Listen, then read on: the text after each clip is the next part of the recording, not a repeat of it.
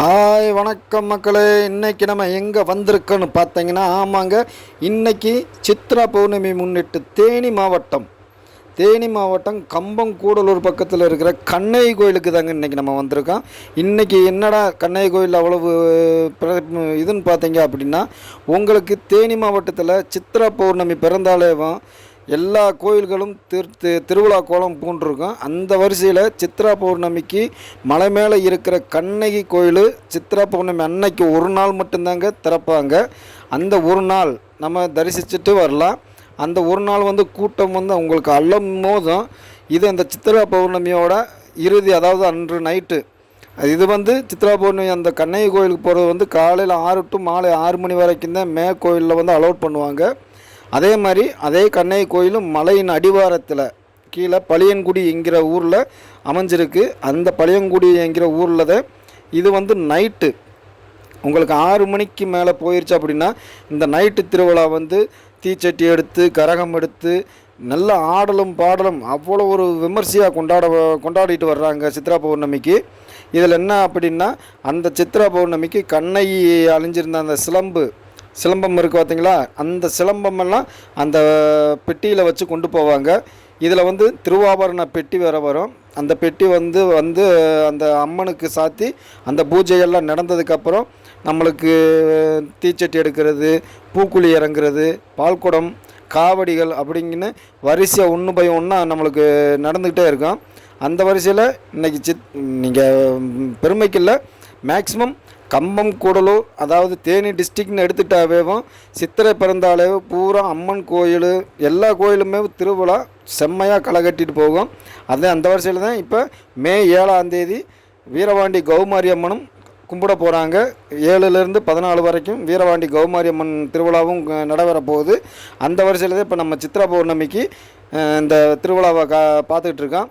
பாருங்கள், எவ்வளோ ஒரு அழகாக ஒரு நைட் நேரமும் இல்லாமல் இரவு நேரமும் இல்லாமல் அவ்வளோ ஒரு விமர்சையாக நம்ம கூடலூர்லேருந்து கிளம்புற தீச்சட்டிகள் கூடலூர், வெட்டுக்காடு, காஞ்சிபுரத்துறை, பழியன்குடி இதெல்லாம் கடந்து நம்மளுக்கு அந்த கண்ணகி கோயில் சேரும்.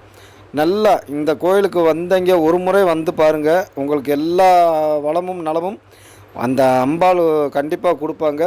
ஏன்னா அது எல்லாருக்குமே தெரியும், புராண காலத்துலேருந்து நம்மளுக்கு தெரிஞ்ச விஷயங்கள் தான்.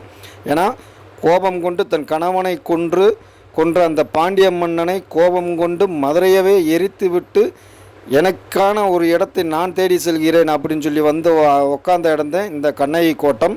இந்த கண்ணகி கோட்டம் எப்படி அப்படின்னா, கேரளாவும் தமிழ்நாடும் சேர்ந்து ஒரு நாள் அந்த சித்ரா பௌர்ணமி ஒரு நாள் மட்டும்தான் அந்த நடையை திறந்து விடுவாங்க. அந்த ஒரே நாள் தான் நம்மளுக்கு திருவிழா கொண்டாட முடியும். மற்றபடி நீங்கள் கண்ணகி கோயிலை பார்க்கணும் அப்படின்னா மலையின் அடிவாரத்தில், அதாவது பழியன்குடி என்கிற இடத்துல அந்த கண்ணகி கோயில் வடிவமைச்சிருக்காங்க. நீங்கள் அங்கே எப்போ வேணாலும் கும்பிடலாம், வைக்கலாம், எல்லாம் செய்யலாம்.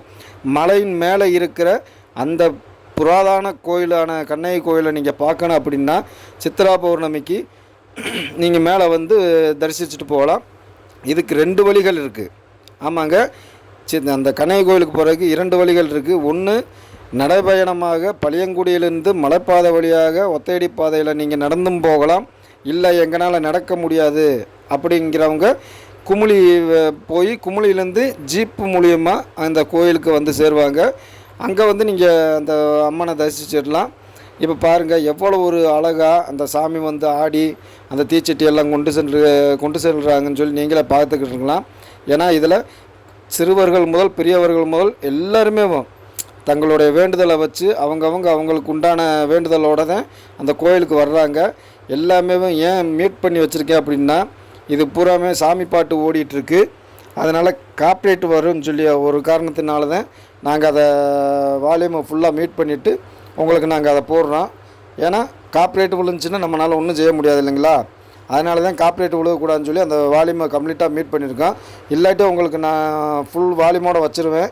ஏன்னா அதில் பூராமே எல்லாமே பாடல்கள் வரிகள் வருது, இந்த தப்பு தாளங்கள் எல்லாமே வர்றதுனால இதாகுன்னு சொல்லி தான் நாங்கள் வால்யூமை குறைச்சிருக்கோம். அந்த வழியை பார்த்தீங்கன்னா உங்களுக்கே நல்லா தெரியும். பாருங்கள், எவ்வளோ விமர்சையாக எவ்வளோ அழகாக அந்த தீச்சட்டி 1 சட்டி 2 சட்டி குழந்தைகள் இல்லாதவங்க மாராப்பு போட்டு குழந்தைகள் சுமந்துட்டு போகிறது, கரும்பு வழியாக சுமந்துட்டு போகிறது, ஆபரண பெட்டி கொண்டு போகிறது, எல்லாமே உங்களுக்கு லைனாக போய்கிட்டே இருக்கும். ஆமாங்க, இது வந்து அந்த கண்ணையை தரிசிக்கிறதுக்கு ஆண்டுக்கு ஒரு முறை ஒரே நாள் தாங்க அங்கே வர முடியும். மற்ற எந்த நாளும் மேலே போய் அந்த கண்ணையை நம்ம கண்கொண்டு பார்க்க முடியாது.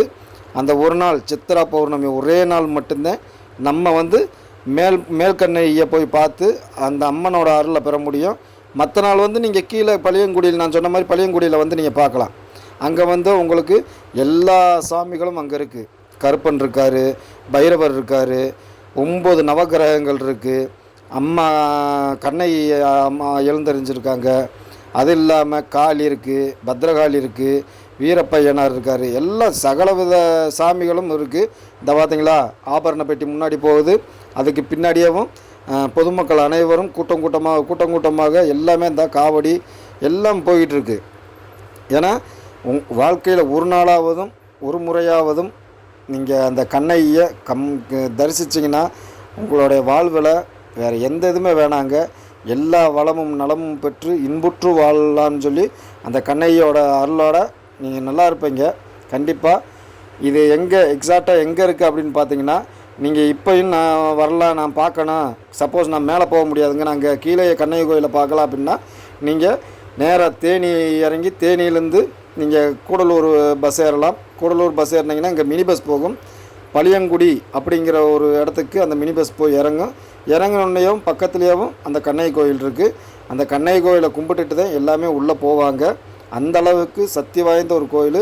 பார்த்தீங்களா ஆபரண பெட்டி வந்துக்கிட்டு இருக்கு பார்த்தீங்களா, இந்த ஆபரண பெட்டியில் தான் அந்த கால் சிலம்பம் அது எல்லாமே இருக்குது. இது வந்து வருடத்துக்கு ஒரு முறை கொண்டு வந்து அந்த அம்மனுக்கு சாத்தி அந்த அம்மன் அருள் பெறுவாங்க. அந்த பெட்டிக்குள்ளே எல்லாம் அந்த அம்மனோட ஆபரணங்கள் பூராமே இருக்குது.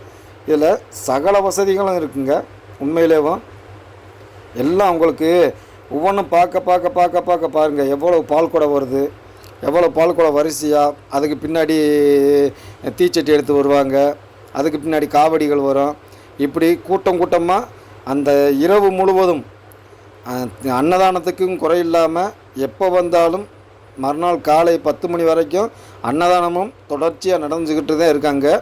அந்த வகையில் பாருங்கள், நைட்டு 12 மணி ஆனாலும் 1 மணி ஆனாலும் இந்த வேல் குத்தி எவ்வளோ அழகாக இப்போ கணக்குக்கு 7 அடி வேல் குத்தி எப்படி போகிறாருன்னு பார்த்தீங்களா. அந்தளவுக்கு பூராமே தான் இது பூராமே வேல் குத்தி தான் போகிறாங்க. ஒவ்வொரு ஆள் எவ்வளோ பெரிய அழகு அந்த வேல் குத்தி போகிறாங்கன்னு நீங்களே பாருங்கள். அவ்வளோ சக்தி வாய்ந்த அந்த கண்ணையை பார்க்குறதுக்கு ஒரு முறையாவது நீங்கள் வந்து பாருங்கள். அந்த அம்மா வயசான காலத்தில் அந்த அம்மா டான்ஸை பார்த்தீங்களா, பார்க்குறதுக்கு எவ்வளோ அழகாக இருக்குன்னு பார்த்தீங்களா.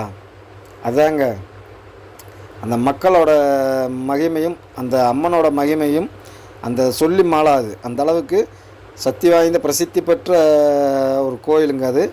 கண்டிப்பாக நீங்கள் வந்து ஒரு முறையாக தரிசிங்க. ஏன்னா தேனி மாவட்டத்தில் கோயில்களுக்கோ இல்லை சுற்றுலாத்தலத்துக்கோ இல்லை மற்ற எதுக்குமே பஞ்சமில்லாத ஒரு மாவட்டம்னா அது தேனி மாவட்டம் ஒன்று தாங்க. ஏன்னா சுற்றிலும் 3 பக்கமும் மலைகளும் ஒரு பக்கம் கடல் சூழ்ந்த இடம். இதுக்கு தென்மேற்கு பருவக்காற்று இங்கேருந்து நம்மளுக்கு வருது. இதில் தான் தேக்கடி இருக்குது, குமுளி எல்லாமே உங்களுக்கு எல்லாமே இருக்குது. பாய்.